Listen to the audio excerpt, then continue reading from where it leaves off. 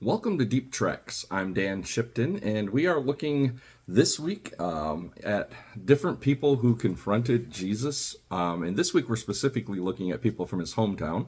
Next week we'll probably get into some of the confrontations with more of the Pharisees and the teachers. And so we're returning back to Nazareth and going to chapter 6 today of Mark as we continue our study in Mark leading up to Easter.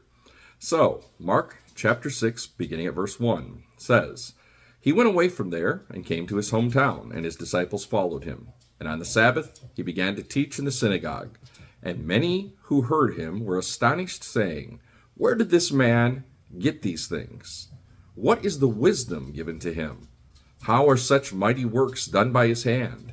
Is this not the carpenter, the son of Mary, and the brother of James, and Joseph, and Judas, and Simon? And are not his sisters here with us?' And they took offense at him. And Jesus said to them, 'A prophet is not without honor, except in his own hometown, among his relatives, and in his own household.' He could do no mighty works there, except that he laid on hands to a few sick people and healed them. And they marveled because of him, and he marveled at their unbelief. And he went about among the villages teaching." Well, we've been talking this week about the fact that, people confronted him at home. His family confronted him. We talked about yesterday, and we said that Jesus said his family is anybody who believes, anybody who follows, and anybody who is committed to God. That's his true family. And here he's back in his hometown, and he's in the synagogue, and that means on the Sabbath you go worship and you do things, and here the people are. The men are questioning, who is he? Now this time we don't see them calling him a demon or anything like we talked about yesterday, but they're just questioning, what power does he have? He's just a carpenter. He's just Mary's son. He's just the brother of. By the way, notice the list of his brothers and sisters here who came to confront him.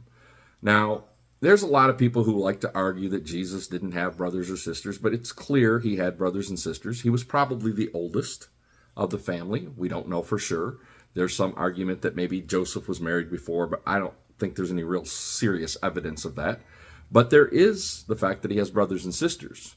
Some wonder why, because of this, why John was chosen by Jesus when he's on the cross, and he says to John, "This is your mother," and to his mother, "This is your son." Well, it was the oldest son's responsibility to make sure his mother was taken care of, even if he knew he was dying. And it didn't always fall to the next family member. He literally would appoint somebody he wanted to make sure. Well, by that point in time, Mary was a believer, obviously. She knew all along what was going on, but some of his brothers and sisters weren't to that point. So he wanted to make sure Mary was taken care of by somebody who would take care of her and knew what was going on, by one of the disciples, and John is the one he chose. That's a whole nother story for another day, but I just wanted to clarify that. But what I want us to do is realize, there's an old saying, you can't go home again. Well, the reality is you really can't. Sometimes it's hardest to go back and talk to people who you've known in the past, friends and family and other people. When you start to follow Jesus and you start to tell them you've changed your life, they're looking to trip you up. They're looking to say, "We don't believe you. We knew you when." It's hard for people to change their stripes. It's hard for people to get a new start. And here we see that Jesus is out here. He's the Son of God. He's showing the power. And they're like, "We see these miracles. We see and hear what he's doing. How is he doing all this? What power is he doing it in?"